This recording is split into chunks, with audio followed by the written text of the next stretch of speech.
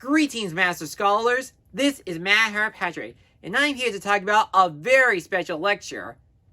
Now, if we had a cartoon song that sings about science or math, it would help us remember the periodic table or how to use trigonometry. Or we need to summarize the themes of Into Thin Air. We would need an anime Broadway musical for each chapter. Or we need to name the Renaissance artists and their masterpieces. We would need help from a silly tune by leaping into the paintings while playing the recorder.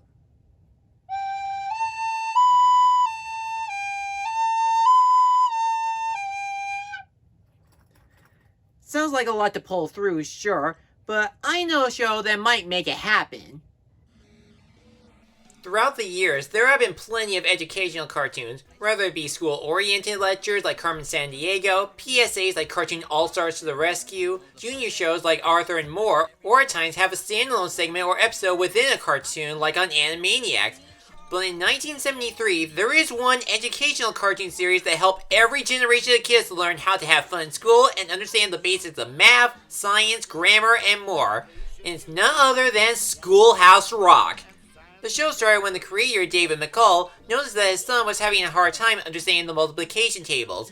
Yet, according to him, he seems to know the lyrics from many songs by the Rolling Stones. So he hired Bob Duro and many other musicians to write lyrics that they can help anyone with any school subject they have.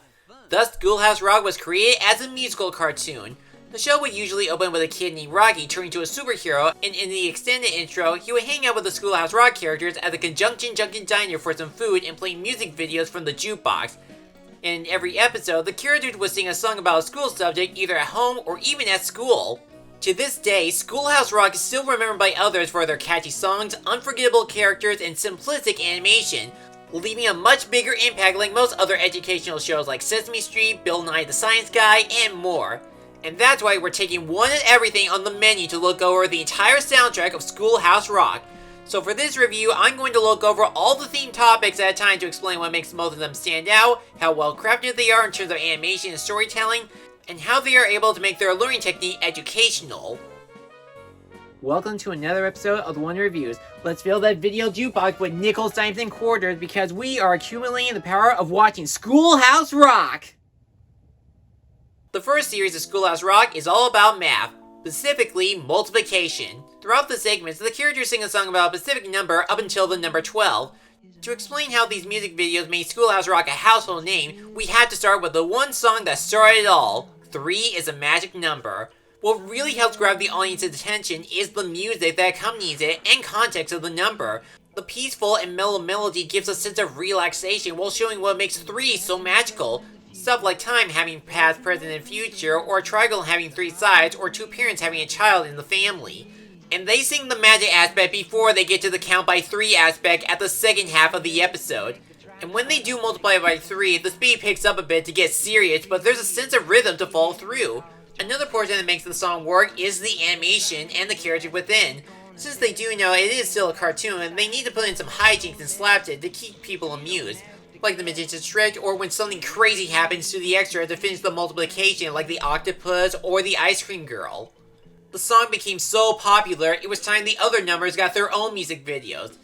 The idea for Multiplication Rock was to make anime music videos based on multiplication table, which ranged from 0 to 12. So they did musical numbers from My Hero Zero to Little 12 Toes. However, the songs not only have their own original characters to host the segments, but have different music genres and even unique concepts. In My Hero Zero, they explain what makes 0 so important, even if it's basically nothing. But they sing about without 0, we wouldn't have numbers with a 0 like a 10, 100, 1,000, etc. And it does make a lot of sense. Other ideas to complement the number include Elementary My Dear, which satirized the biblical story of Noah's Ark having 2 of every animal. Ready or Not, Here I Come turns hide and seek into a suspense game by counting by 5. And Figure 8 is set in Imagine an ice ring by making said number. For the characters, while they mostly sing or just don't talk, you do identify them easily thanks to the animation given to them. Like Lucky 7 Samson is a happy rabbit that enjoys playing, Naughty Number 9 is a cat-like villain that likes to torture a mouse in a game of pool, and Little 12 Toes is a strange and bouncing being from outer space. While the others try out special music and animation styles that stand out by themselves, like the Four-Legged Zoo share the same style and energy as Breaking Bad's Frosty the Snowman. The Good 11 has simplistic character design with colored backdrops. And I Got Sick is all funky and has watercolor and outline layouts. And thanks to Multiplication Rock, it helped make multiplication easier to understand and how to solve math problems. The songs were memorable, the animation was simplistically good, and the characters in them were likable. It was decided that more Schoolhouse Rock songs would be added, which means new school subjects to talk about. Well, every person you know, a camper, a superhero, or conductor, or any place that you can go, like a movie theater, a train station, a store, or your neighborhood, or anything that you can show, like a kangaroo, a turtle, train cars, or a football, you know the next topic. The next subject from the show is called Grammar Rock. In this one, the characters go over the parts of speech such as nouns, verbs, conjunctions, interjections, adjectives, adverbs, pronouns, prepositions, and subjects and predicates. Like Multiplication Rock, the characters have a sense of likability and creativity within them to help present the topic they are talking about. These include the preposition acting like marching insects, verb is this macho superhero that does just about everything action-based, and the conductor from Conjunction Junction is the guy working with phrases and clauses cards. Some of these songs don't just explain the subject, they actually tell a linear story, like the noun song has small stories of the girl's adventure, or the tale of Mr. Morgan about him being in love with a woman. And there are many kinds of art styles in the episode, like Unpack Your Adjectives has the feel of a Charles Schulz comic, or interjections having these vibrant exclamations. Even Saturday TV Funhouse animator J.J. Settlemeyer lent his craftsmanship in Busy Peas and the Tale of Mr. Morton. And during the songs, they actually change a part of speech to another speech. In Rufus Xavier Sarsaparilla, whenever Albert say his or his friends' full names, he changes their names to pronouns in a sentence to keep it short. Verb would change a noun like a bat into a verb by adding ing, and in lolly lolly lolly get your adverbs here, they add an ly in front of the walking adjectives. All of these examples show the difference between the parts of speech and how to tell them apart easily. And just like the previous school lecture, Grammar Rock became a big hit, especially with the universally acclaimed Conjunction Junction. There were a lot of things to describe the songs: amazing, wonderful, incredible, or shouting wow, hooray, or yeah! With music on the menu, learning's really no mystery, and the knowledge from Schoolhouse Rock started to grow indubitably. When Schoolhouse Rock sings a song about fireworks, when they build up an Industrial Revolution song, when they cooked up the Great American Melting Pot, they make the series really grow, and grow. The third musical set they settle with is America Rock. The songs focus on the history of the United States, like the American Revolution, the Constitution, and some relevant government topics like the three branches and turning a bill into a law. When it comes to the American history, they do sing and explain the making of the country straightforward. In No More Kings, it talks about how the Pilgrims sail into America and fight for their independence from King George III, leading to the upbeat song about the Revolutionary War, The Shot Heard Around the World. But there are also other musical numbers that help make America grow larger and stronger from within, like Suffrage Till Suffrage is about how women got the right to vote, The Great American Melting Pot focuses on immigration, and Mother Necessity looks over some notable inventions and their creators from the Industrial Revolution. For the government songs, there's a good and even accurate comparison to the circus in The Three-Ring Government. Fireworks explains the origins of the Declaration of Independence and why America celebrates the 4th of July. And then there's I'm Just a Bill, the most popular America Rock song. Now, in the past seasons, Schoolhouse Rock did have some mascots representing their individual subject. Of course, Rocky is the main star of the show, despite not having a song dedicated to him. But some like Multiplication Rock would have Zero, and Grammar would have the conductor.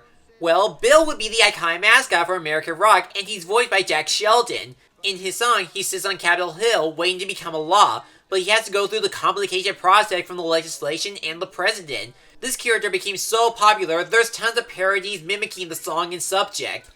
While most of the songs have that childlike animation look to them like Three-Ring Government or Shot Heard Around the World, some like Elbow Room, No More Kings, and the preamble give the human characters a more realistic approach to match the seriousness but still essence of the song.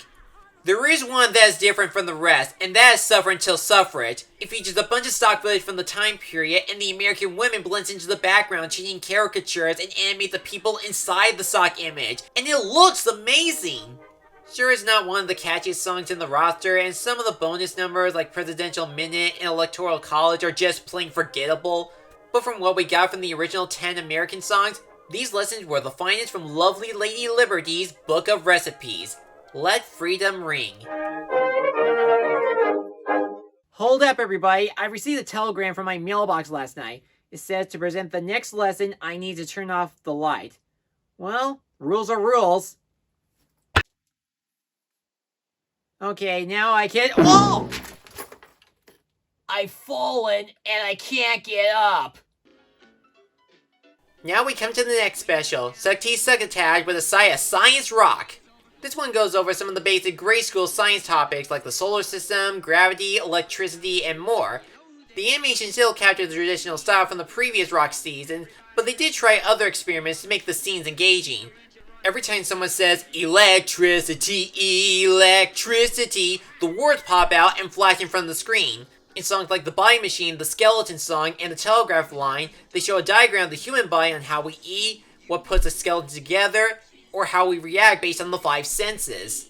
And there's still some unique music genres like Energy Blues is singing the blues about the do's and don'ts of handling energy, and The Victim of Gravity is a 50s/60s doo-wop song performed by The Tokens, the same band that sings the hit single The Lion Sleeps Tonight. Meanwhile, Interplanet Jan will be the most popular among the group with the title character as the mascot for Science Rock. The only ones that didn't click much, even when learning the topic, is the circulation song. It's supposed to explain how the body is active and why it needs to be active, but it's too fast-paced to follow through the circulatory system. There's even a weather song called The Weather Show. However, after it aired, there was a lawsuit happening because the Ringling Circuit objected for using their trademark slogan on its original title, The Greatest Show on Earth. The weather song would be removed from the lineup until the 1987 Schoolhouse Rock VHS release, a bonus feature in the 30th anniversary DVD, an official episode on Disney Plus under the name The Weather Show. But they had to edit out the phrase The Greatest Show on Earth within the song. Well, it seemed that Schoolhouse Rock have looked over all the school subjects as it can, they still think they have what it takes to sing more miscellaneous subjects to teach kids. They reach the top of the mountain, but what comes up must come down.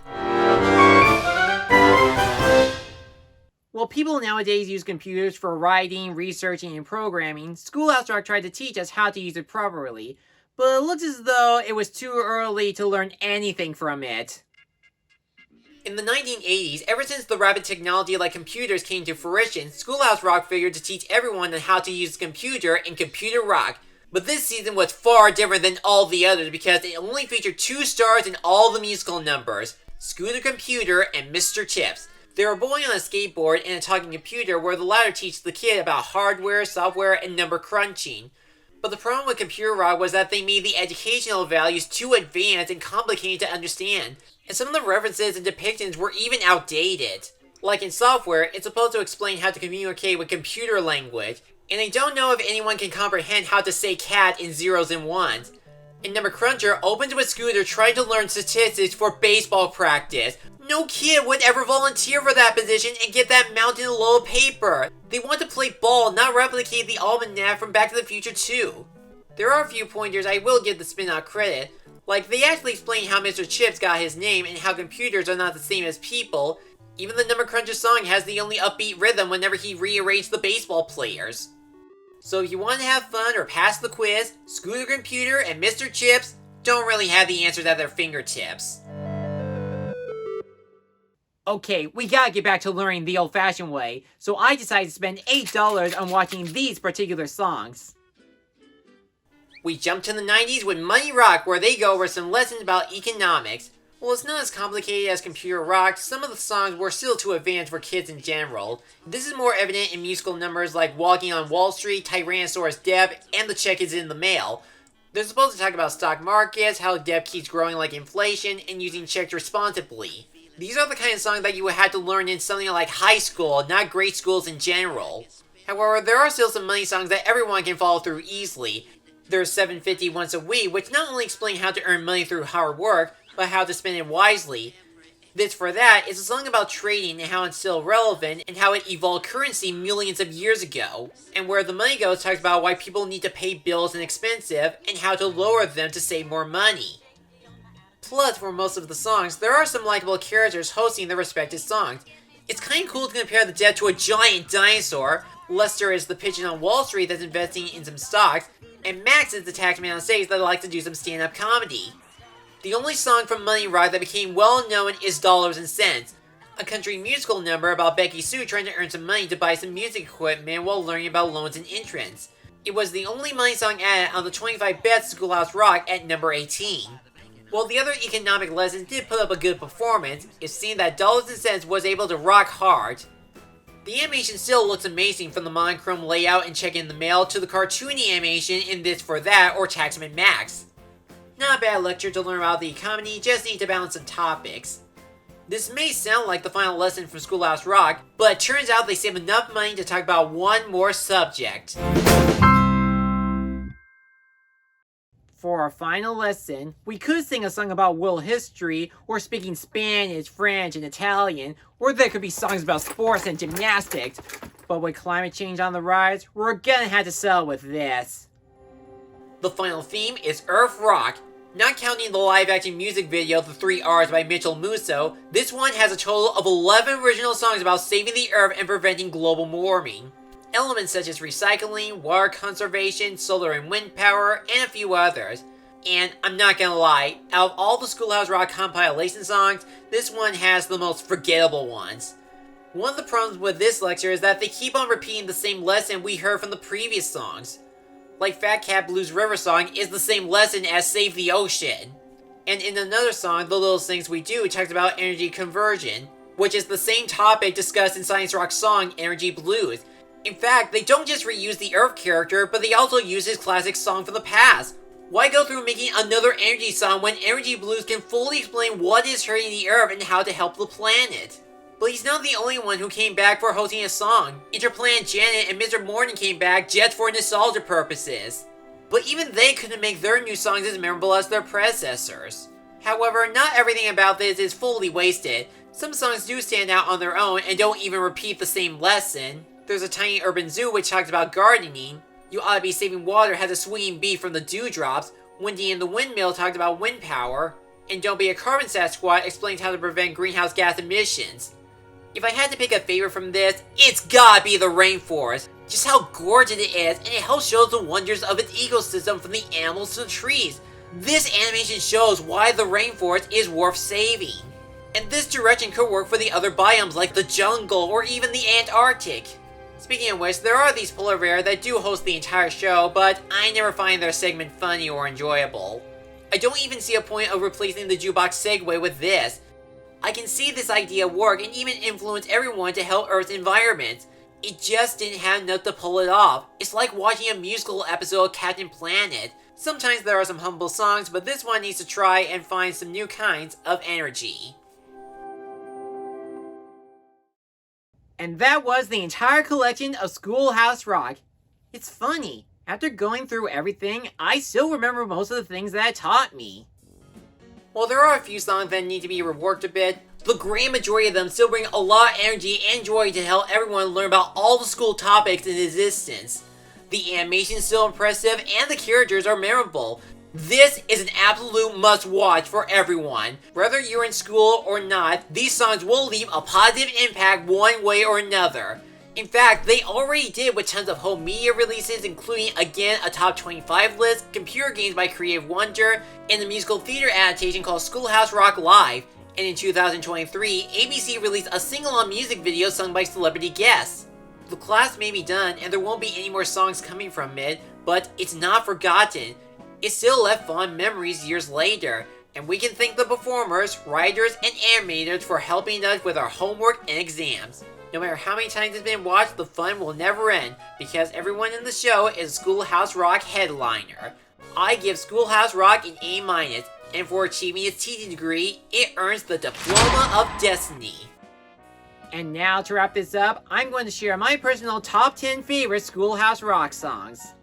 Number 10, A Victim of Gravity. Number 9, The Tale of Mr. Morton. Number 8, Electricity, Electricity. Number 7, Lucky 7 Samson. Number 6, Mother Necessity. Number 5, Interjection. Number 4, I'm Just a Bill. Number 3, 3 is a Magic Number. Number 2, Interplanet Janet. And number 1, Conjunction Junction. I'm Matt Harpatrick, and remember, knowledge is power.